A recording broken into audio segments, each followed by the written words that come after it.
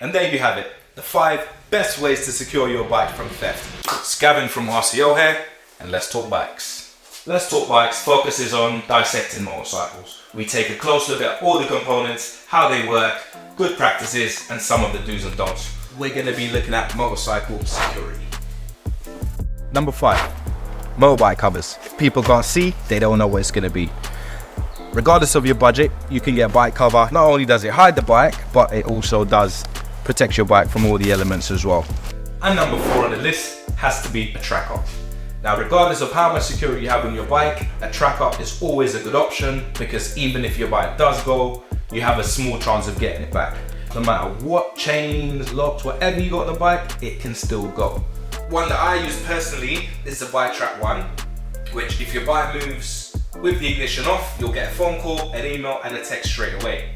Now, you do pay a monthly subscription fee on that one, but at least I've got that peace of mind with that tracker. Now, if you're looking for something on more of a budget-friendly option, you can get cheap ones on eBay, Amazon. If you've got some that connect to your battery, you do have some that are even battery powered, and those can be tucked away pretty much anywhere in the bike. One thing to bear in mind when installing a tracker to your bike that is connected to your battery, it will drain your battery considerably more.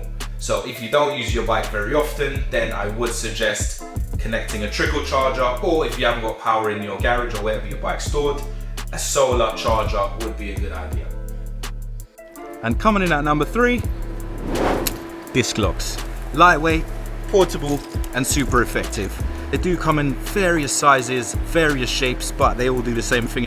It's an alarmed one. Putting a disc lock on, you do want to make sure you have a tether, because several people make this mistake, including myself, riding off with a disc lock, and that could cause a lot of damage. And coming in at number 2, chains and locks. One thing to remember, your chain is only as strong as its weakest link. So whether you get a lightweight chain or a heavy duty one, just make sure you get the right lock with it. Ideally, you want to have it secured to a ground anchor. Now, in the event that you can't have a ground anchor, you want to have as little chain as possible touching the ground. You want to run your chain through your wheel and through a bit of frame on your bike.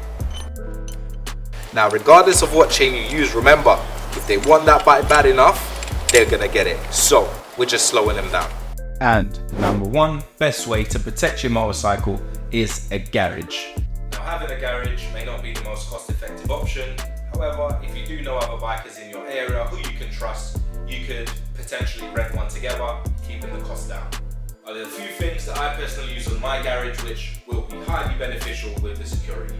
First things first, we got a motion sensor. Now, this is only a little cheap eBay one that I had a few years ago. Now, what this does is battery operated. You mount it on the wall. If anyone comes in and out of that garage without deactivating it with the fob, then it will sound really, really loud and it will go off. The next thing on the list has to be the Garage Defender. Now, this is one of my favorite ones.